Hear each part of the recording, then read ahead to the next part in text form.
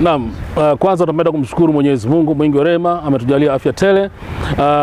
Tunawashukuru pia mashabiki wetu waliofunga safari kutoka jijini Mbeya kuja Dar es Salaam na waliokuwa Dar es Salaam na mikoa mingine kuja kutunga mkono ama kuisupport timu yao kwa nguvu kubwa kabisa kwenye michezo yetu mitatu ambayo tulicheza pale kwenye dimba la KMC Complex.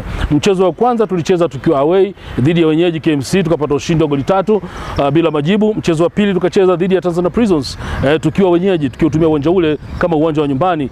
Mchezo wote tulipoteza kwa goli 2-1, na mchezo uliofuatia na dhidi ya JKT Tanzania ilikuwa tarehe 24 mwezi wa 10. Mchezo huu tukaenda sare ya kufungana mabao 2-2. Kwa hiyo tulicheza michezo hii mitatu kwenye uwanja wa KMC na mashabiki na wadau mbalimbali walitunga mkono. Kwa hiyo wote hawa tunasema shukran zije kwenu, lakini pia Mwenyezi Mungu awabariki na awajalie mengi katika mipango yenu na endelee kuwatia nguvu katika kuhakikisha kwamba mnaendelea kuanikiza kwenye timu yetu ya Mbeya City.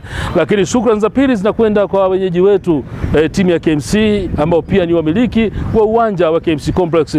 Tunawashukuru sana kwa ukarimu wao tufanyia.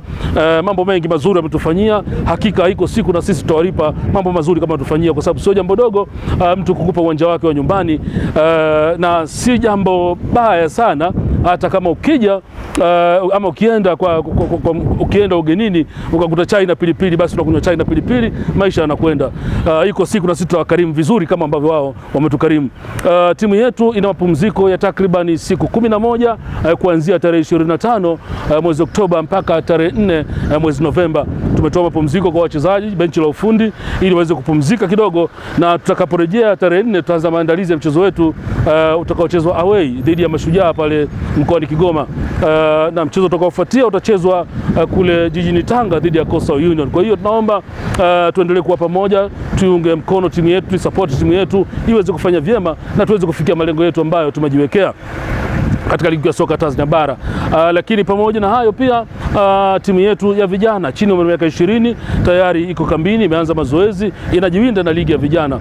Kwa hiyo wadau, tunaomba msupport kwenye hili pia, kwa sababu huu ndo mzizi wa Mbeya City hii kubwa unaiona. Kwa hiyo na yenyewe pia itacheza tarehe 11 mwezi wa 11 mchezo wao wa kwanza kabisa wa ligi ya Under 20 dhidi ya Namungo Football Club. Mchezo huu utapigwa kwenye mkoa wa Mbeya, maana tutakuwa nyumbani. Inshallah tutapigwa kwenye uwanja wa Sokoine jijini Mbeya. Kwa hiyo niwaalike na tuendelee kuyanikiza, kuendelea kusherehesha na kuhamasisha timu zetu hizi zifanye vyema katika hili. Yote kwa yote nawaambia kwamba tuiombee timu yetu, tuipende timu yetu, hatuna timu nyingine. Hii ndo timu yetu, Mbeya City, objective to win.